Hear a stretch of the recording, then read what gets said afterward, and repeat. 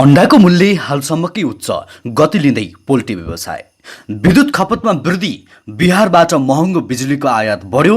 हिजोदेखि मुन्द्रेको comedy club प्रसारण सुरु। निर्मला पन्तको दोषी पत्ता लाउन प्रधानमन्त्री देउबाको निर्देशन।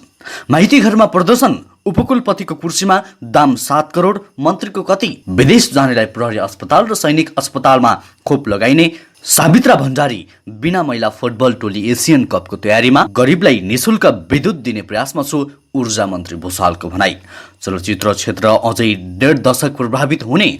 फिल्म हल भत्काएर सपिङ मल बनाइँदै इलाममा बढ्यो कोरोना संक्रमण दर। खुकुलो निषेधाज्ञा कडा पार्न सुझाव।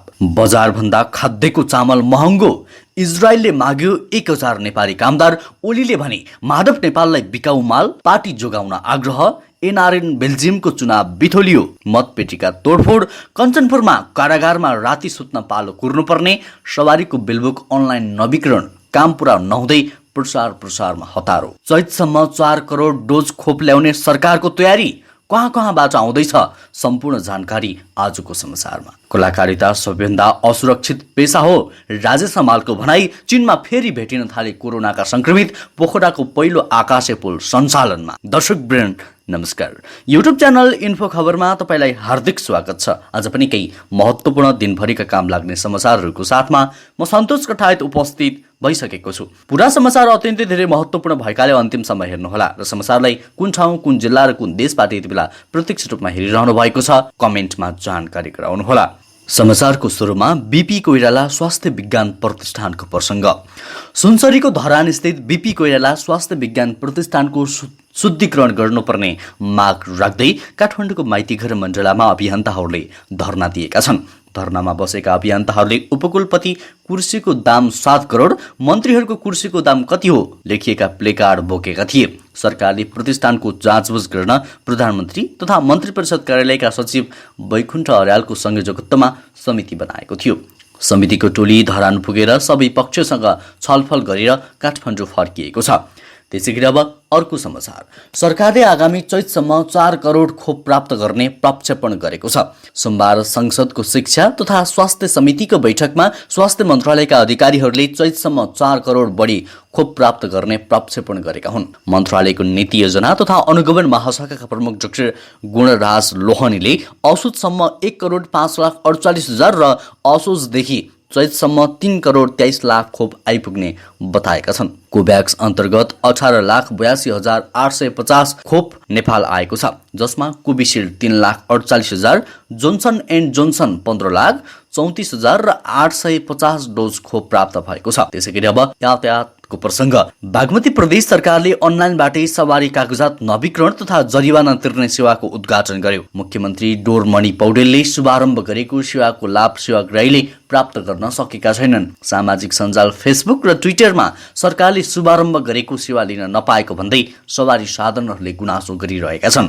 बागमती प्रदेश अन्तर्गतका यातायात व्यवस्था कार्यालयहरूमा मात्र लागू गरिएको यो सेवाले बिलबुक नवीकरणका लागि बेहोर्नुपर्ने झन्झट हट्ने धेरैको आशा थियो, तर यो आशा निराशामा परिणत भयो। मैले अनलाइनबाट सवारी कर तिर्न प्रयास गरेको 2 दिन भयो। कनेक्ट आइपीएस वा वालेटसँग लिङ्क गर्ने ठाउँ भेटिएन। न नागरिक एप न बागमती प्रदेशको वेबसाइटमा। मैले जानेको हो कि बनाउनेले नजानेको बुझ्नै सकिन। अरूको अनुभव कस्तो छ कुन्ने सेवाग्राही अर्जुन खड्काले फेसबुकमा लेखेका छन्। त्यसैगरी अब अर्को समाचारतर्फ लागौँ। गत आर्थिक वर्ष 2077-78 नेपालमा विद्युत खपत उच्च दरमा वृद्धि भएको छ। महामारीका बीचमा पनि प्रणालीमा उच्च दरको माग देखिँदा खपत करिब 14% बढेको छ। खपत बढ्दा पनि प्राधिकरणको नाफा भने खुम्चिन पुगेको छ। गत वर्षसम्म वार्षिक प्रति व्यक्ति विद्युत खपत 260 युनिट थियो। नेपाल विद्युत प्राधिकरणका कार्यकारी निर्देशक हितेन्द्र देव साक्यका अनुसार खपत एकै वर्षमा विद्युत 14%ले बढ्न पुगेको छ।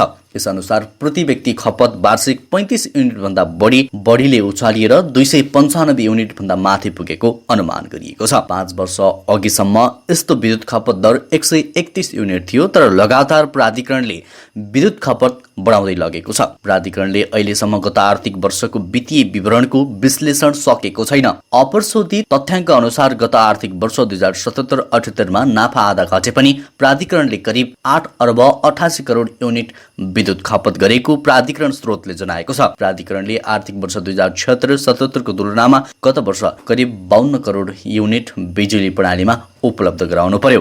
त्यसैगरी अब निर्मला पन्तको प्रसङ्ग। प्रधानमन्त्री शेरबहादुर देउवाले निर्मला पन्तको हत्याका सम्बन्धमा चाँडोभन्दा चाँडो दोषी पत्ता लगाएर कारबाही गर्न निर्देशन दिएका छन्।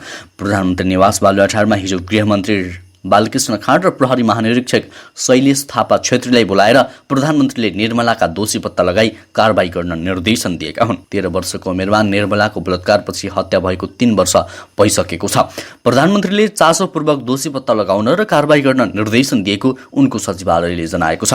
प्रधानमन्त्री देउवाले गृहमन्त्री र प्रहरी प्रमुखसँग सो प्रकरणमा हालसम्म भएको अनुसन्धानबारे जानकारी लिएका छन्। त्यसैगरी अब इजरायलको प्रसङ्ग। इजरायलमा सुसारे रूपमा 1000 नेपाली श्रमिकको माग आएको छ। वैदेशिक रोजगार विभागका अनुसार इजरायलबाट सरकारी तवरबाट केयर गिभरको माग आएको हो। विभागका महानिर्देशक कृष्ण प्रसाद दवाडीले इजरायल र नेपाल सरकारबीच भएको सम्झौता अनुसार इजरायलबाट 1000 केयर गिभरका लागि माग आइसकेकाले सामान्य अवस्था रहेमा अबको 1-1.5 हप्ताभित्र विज्ञापन खोल्ने जानकारी दिएका छन्। माग अनुसार विज्ञापन गर्न इजरायलसँग अन्तिम स्वीकृतिको अनुमतिको माग गरिएको र स्वीकृति प्राप्त हुनासाथ विज्ञापन गरिने उनले स्पष्ट गरेका छन्। नेपाल कोरोना संक्रमण उच्च जोखिममा नै रहेकाले तत्कालै विज्ञापन खुलाउने अनुमति दिनलाई गाह्रो मान्छ कि भन्ने मात्रै हो। उनले भने विदेश जानेलाई खोप आइसकेकाले यति कारणले रोकिँदैन भन्ने लागेको छ। त्यसैगरी अब अर्को समाचारतर्फ लागौं। 3 महिनादेखि रोकिएको चर्चित हास्य कार्यक्रम मुन्द्रेको कमेडी क्लब आजबाट प्रसारण भएको छ। कोरोना भाइरसको दोस्रो भेरिएन्ट बढेसँगै बन्द भएको सो आजबाट फेरि नियमित प्रसारण सुरु भएको हो। हिजोदेखि मुन्द्रेको कमेडी क्लबका नयाँ एपिसोडहरू प्रसारण सुरु भएका छन्। कार्यक्रमको निर्देशक तथा कार्यक्रम सञ्चालन हास्य कलाकार जितु नेपालले गरिरहेका छन्। त्यसैगरी अब अर्को समाचार। कोरोना संक्रमणसँगै जारी भएको निषेधाज्ञामा नोक्सान बेहोरेका पोल्ट्री व्यवसायीले राहत महसुस गर्न थालेका छन्। कुखुरा जन्य क्षेत्रका सबै उत्पादनको मूल्य लागतभन्दा बढी भएको छ। अण्डाको मूल्य हालसम्मकै उच्च भएको छ भने चल्ला र मासुको मूल्य लागतभन्दा बढेको छ। गत वैशाखको पहिलो साताबाट ओह्रालो लागेको पोल्ट्री व्यवसायको कारोबार क्रमशः बढ्न थालेको हो। यही साउन महिनामा अण्डा मासुको खपत कम हुने भनिए पनि माग बढे पनि मूल्य समेत बढेको छ। निषेधाज्ञाका समयमा 3 साता ब्रोइलर चल्लाको बिक्री शून्य भएकोमा क्रमशः बढ्दै गएर प्रति एउटा 70 पुगेको छ। आजदेखि लागू हुने गरी अण्डाको फार्म रेट प्रति क्रेट 30 वटाको रु 385 र मिडियम प्रति क्रेट रु 355 कायम गरिएको छ। नेपाल अण्डा उत्पादन सङ्घले लागू गरेको यो दर रेट हालसम्मकै उच्च हो। केन्द्रीय अध्यक्ष शिवराम केसीका माग अनुसार अण्डा पुर्याउन कठिन भएको बताउनुभयो। हाल दैनिक 33 लाख हाराहारी अण्डा उत्पादन भएको अनुमान छ। हाल अण्डाको लागत मूल्य प्रति क्रेट रु 360 हाराहारी पर्ने उनको भनाइ छ। बजारको माग अनुसार दर रेट बढाएको उहाँले जानकारी दिनुभएको छ। त्यसैगरी अब अर्को समाचारतर्फ लागौं। पर्यटकीय नगरी पोखराको मुख्य ठाउँ सिर्जना चोकमा यात्रु आउटजाउट गर्ने आकाशे पुल सञ्चालनमा आएको छ।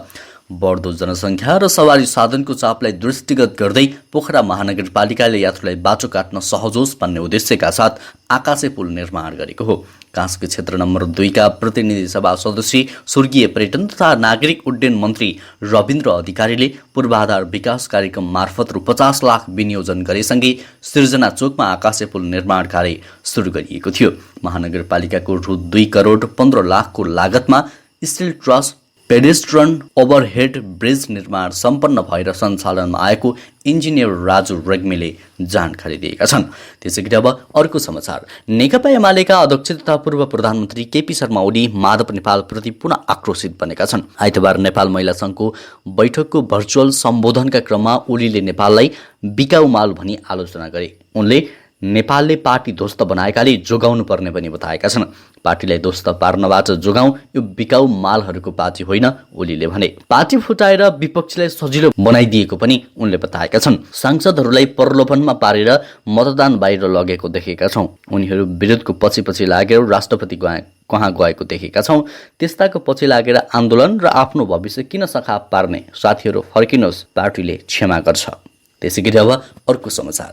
कोरोना भाइरसको उद्गम स्थल चीनमा पछिल्लो समयमा नयाँ संक्रमितहरू भेटिने क्रम बढेको बताइएको छ। चीनमा आइतबार कोरोना भाइरसका 40 जना नयाँ संक्रमित भेटिएको नेसनल हेल्थ कमिसन शनिबार जानकारी दिएको छ। ती संक्रमितहरू चीनभित्रबाटै संक्रमण परेको पाइएको बताइएको छ। चीनको जाङ्सू र लियानिङमा ती संक्रमितहरू पाइएको बताइएको छ। ती क्षेत्रहरूमा विगतका केही दिनदेखि निरन्तर रूपमा नयाँ संक्रमितहरू देखिने गरेका छन्। चीनमध्ये पनि संक्रमणका नयाँ घटना भएकाले ती अधिकारीहरूले जनाएका छन्। त्यसैगरी अब पम्फा भुसालको प्रसङ्ग। मन्त्री भुसालले भनिन्, एउटा आधारभूत तहबाट तल रहनेहरूलाई निःशुल्क विद्युत दिनुपर्छ। म सामान्य एउटा गृह कार्य गरिरहेको छु, पछि यसबारेमा मैले जानकारी गराउनेछु। त्यो तहका जनतालाई निःशुल्क विद्युत दिनुपर्छ। एकातिर विद्युत उत्पादन भएको छ भन्छौँ हामीहरू, फेरि हाम्रोमा विद्युतको दर महँगो छ। मैले जानेको अर्थशास्त्र जति मात्रामा उत्पादन वृद्धि हुन्छ, लागत मात्रा कम हुन्छ। उपभोक्ताको रूपमा मैले प्रयोग गर्दा र प्रतिनिधि सभाको अघिल्लो बैठकमा मैले बजेटमाथि टिप्पणी गर्दा पनि बोलेको थिएँ, उत्पादन बढेपछि सस्तो हुनुपर्ने हो, तर हाम्रोमा त उत्पादन बढेपछि मूल्य पनि बढ्ने डर छ। उनले एकातिर विद्युत उत्पादन भएर खेर जाँदैछ भन्ने र अर्कोतिर जनतालाई सहुलियत दिन नसक्ने स्थितिको पनि समाधान गर्ने उल्लेख गरिन्। उनले विद्युतको दरमाथि पुनर्विचार गरेर अलि सस्तो बनाउने पक्षमा आफू रहेको र त्यसका लागि आफूले अध्ययन गरिरहेको समेत बताएका छन्। दर्शकवृन्द, विद्युतको प्रसङ्ग आउँदा बित्तिकै कुलमान घिसिङलाई सम्झिने कतिजना हुनुहुन्छ? यदि साँच्चीकै सम्झना आउँछ भने आई मिस कुलमान घिसिङ भनेर कमेन्ट गर्नुहोला। त्यसैगरी अब अर्को समाचारतर्फ लागौँ। नायक राजेश हमालले कलाकारिता सबैभन्दा असुरक्षित पेसा भएको बताएका छन्। हिमालय टेलिभिजनको एक छे प्रश्नमा कुराकानी गर्दै हमालले कलाकारिताको थालनी जोसुकैले गरे पनि यसमा निरन्तरता दिइरहने, करियर बन्ने, लामो समयसम्म जीविकोपार्जन गर्न सक्ने कुनै ग्यारेन्टी नभएको बताएका छन्। मलाई धेरै नयाँ भाइ बहिनीहरूले म कलाकारितामा आउन चाहन्छु, चलचित्रमा आउन चाहन्छु, त्यसका लागि के गर्नुपर्छ दाइ भनेर सोध्नुहुन्छ। मैले उहाँहरूलाई कलाकारिता भनेको नेपालमा मात्र नभएर विश्वमै असुरक्षित पेसा भएको बताउँछु। हमालले कलाकारितामा लागेर सफलता हासिल हुन्छ, करियर बन्छ, जीविकोपार्जन लामो समयसम्म गरिरहन सकिन्छ भन्ने कुनै ग्यारेन्टी नभएको सुझाव आफूले दिने गरेको बताएका छन्। चलचित्रमा व्यस्तताकै समयमा आफू स्वयंले समेत असुरक्षित महसुस गर्दै काम गरेको हमालले स्मरण गरे। उनले भनेका छन्, यो वर्ष त म चलेँ, अर्को वर्ष चल्छु कि चल्दैन भनेर सधैँ असुरक्षित महसुस हुन्थ्यो। उनले पहिलो चलचित्र भव्यताका साथ रुचाए पनि दोस्रो चलचित्र सोही अनुसार रुचाइन्छ भन्ने कुनै ग्यारेन्टी नहुने बताएका छन्। त्यसैगरी अब अर्को समाचार। कञ्चनपुरमा कारागार क्षमता भन्दा बढी कैदी बन्दीलाई राखिँदा व्यवस्थापनमा चुनौती देखिएको छ। कारागारमा 95 पुरुष र 20 महिला कैदी राख्ने क्षमता छ। अहिले कारागारमा 22 महिला र 388 पुरुषलाई राखिएको छ। पछिल्लो समय बस्नका लागि समस्या भएको छ। कैदी बस्ने भवनमा ठाउँ नभएपछि ग्यालरी, टिन सेट र खाली ठाउँमा त्रिपाल टाँगेर बस्ने व्यवस्था गरिएको छ। राति सुत्नका लागि समेत कैदीले पालो मिलाउँदै आएका छन्। सुत्नका लागि व्यवस्था गरिएको ठाउँबाट वर्षाको पानीको भल बग्ने भएकाले कैदीले अनिदोमै रात काट्नुपर्ने अवस्था छ। कारागारभित्र रहेका भवनहरूमा 6 शौचालय र 8 बस्ने कोठा रहेका छन्। शौचालय जानका लागि लाइनमै बस्नुपर्दा निकै शास्ति खेप्नुपर्ने अवस्था रहेको उनीहरूको भनाइ छ। त्यसैगरी अब अर्को समाचार। गैरावासी नेपाली सङ्घ बेल्जियमको निर्वाचनमा हानाहान भएको छ। 7वटा बुथमा भएको मतदान मध्ये टेन्टपेर्न बुथमा भने मतदानको अन्तिम समयमा झगडा भएको हो। आगामी कार्यकाल 2021-23 का लागि नेतृत्व चयन गर्न हुन लागेको चुनावी प्रक्रियाका क्रममा कुटाकुटको अवस्था सृजना भएको हो। मतदान केन्द्रमा रहेका अधिकांश नेपालीहरू युवासँग सो आक्रमणको प्रतिकारमा उत्रिएका छन्। पत्रकार शर्माका अनुसार सो क्रममा 2 जना नेपाली घाइते भएका छन्। कोषाध्यक्ष पदका उम्मेद्वार पुष्प नेपाल र एनआरएनए बेल्जियमकी पूर्व उपाध्यक्ष शारदा अर्याललाई चोट लागेको हो। त्यसैगरी अब अर्को समाचार। खाद्य तथा व्यापार कम्पनी लिमिटेडको चामलको मूल्य बढी हुँदा बिक्री हुन छाडेको छ। जिल्लाका सबै पालिकामा यातायातको पहुँच पुगेसँगै बजारमा चामलको मूल्य सस्तो भएको हो। बजारभन्दा खाद्यको चामल महँगो भएको गुनासो आउन थालेको छ। खाद्यले बिक्री गर्ने चामलको प्रति केजी रु 3 को फरक परेपछि संस्थानको चामल नबिकेको जय पृथ्वी नगरपालिका 11 भोजपुरका सुरेन्द्र जोशीले बताउनुभयो। मूल्य घटाउन केन्द्रीय कार्यालयमा आग्रह गर्दा पनि मूल्य घटाउनेतर्फ ध्यान नदिँदा उनले चामलले बजारको चामलसँग प्रतिस्पर्धा गर्न नसकेको जिल्लास्थित खाद्यका शाखा प्रमुख ईश्वरी दत्त पाण्डेले बताउनुभयो। त्यसैगरी अब अर्को समाचार। इलाममा निषेधाज्ञा खुकुलो भएसँगै कोरोना संक्रमण दर बढेको छ। इलाम जिल्लामा रहेको झण्डै 3 लाख जनसङ्ख्यामा 3000 भन्दा बढीलाई कोरोना संक्रमण भइसकेको छ भने 66 जनाको निधन भइसकेको छ। इलाममा अहिलेसम्म 1000 को हाराहारीमा सक्रिय संक्रमितको संख्या रहेको छ। यसरी कोरोना संक्रमणको दर बढे पनि इलाम सोमबारबाट साउन 15 गते शुक्रबारसम्मलाई पूर्ण रूपमा निषेधाज्ञा गरिएको छ। पूर्ण रूपमा निषेधाज्ञा भनिए पनि खुकुलो निषेधाज्ञाले सामान्य अवस्थामा फर्किँदै गरेको इलाम अहिले फेरि असहज अवस्थामा पुगेको छ। त्यसैगरी अब अर्को समाचार। कोरोना भाइरस जोखिमका कारण सबैभन्दा बढी प्रभावित मध्ये चलचित्र क्षेत्र पनि एक हो। लकडाउन खुलेसँगै अरू क्षेत्र केही रूपमा क्रियाशील भए पनि चलचित्र क्षेत्र अझै कहिले खुल्ने हो भन्ने टुङ्गो छैन। दर्शकको साथ आवश्यक रहेको क्षेत्र भएका कारण त्यो पनि सबैभन्दा अगाडि बन्द भएको थियो भने सबैभन्दा पछाडि मात्रै खुल्नेछ। सरकारले चलचित्र क्षेत्र लगायत केही क्षेत्र खुल्ने बारे कुनै औपचारिक निर्णय गरेको छैन। चलचित्र कर्मीले भने सबैलाई खोपको व्यवस्था गरी स्वास्थ्य मापदण्डसहित बिस्तारै चलचित्र क्षेत्र पनि खोल्नुपर्ने बताउँदै आएका छन्। त्यसैगरी अब अर्को समाचार। विदेश जाने श्रमिक र विद्यार्थीको हकमा कोरोना विरुद्धको खोप लगाउन 2वटा अस्पताल तोकिएका छन्। स्वास्थ्य तथा जनसङ्ख्या मन्त्रालयले सोमबार एक सूचना जारी गर्दै अबदेखि विदेश जाने श्रमिक र विद्यार्थीले उपत्यकाको प्रहरी अस्पताल र सैनिक अस्पतालमा गएर कोरोना विरुद्धको खोप लगाउन सक्ने भएका छन्। खोप लगाउनका लागि पासपोर्ट र भिसा अनिवार्य देखाउनु पर्ने मन्त्रालयले जनाएको छ। पछिल्लो समय विभिन्न देशहरूले बाहिरबाट आउने कामदार र विद्यार्थीलाई कोरोना खोप अनिवार्य गरेको छ। यसअघि विदेश जानका लागि खोप केन्द्र नतोकिँदा हजारौं श्रमिकहरू विदेश जानबाट रोकिएका छन्। त्यसैगरी आजको अन्तिम समाचार। भदौ 28 देखि असोज 9 गतेसम्म नेपालमा आयोजना हुने एएफसी महिला एसियन कप 2022 को छनौटका लागि नेपाली राष्ट्रिय टोली अहिले बन्द प्रशिक्षणमा रहेको छ।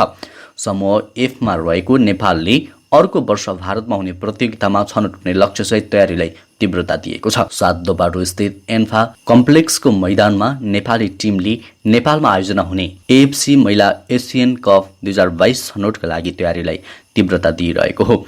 मुख्य प्रशिक्षक ग्यारी फिलिप्सले खेलाडीलाई बन्द प्रशिक्षणमा बोलाएका छन्। छनौट चरणको खेल खेल्न लागेको नेपाल समूहमा एफमा रहेको छ। नेपालको समूहमा फिलिपिन्स र हङकङ रहेका छन्। एसियन कप खेल्ने लक्ष्य नेपाली टोलीले राखेको छ। नेपाली टोलीका लागि ठूलो अवसर भएको भन्दै सहायक प्रशिक्षक अरुणा गुरुङले खेलाडीले मेहनत गरेको बताएकी छन्।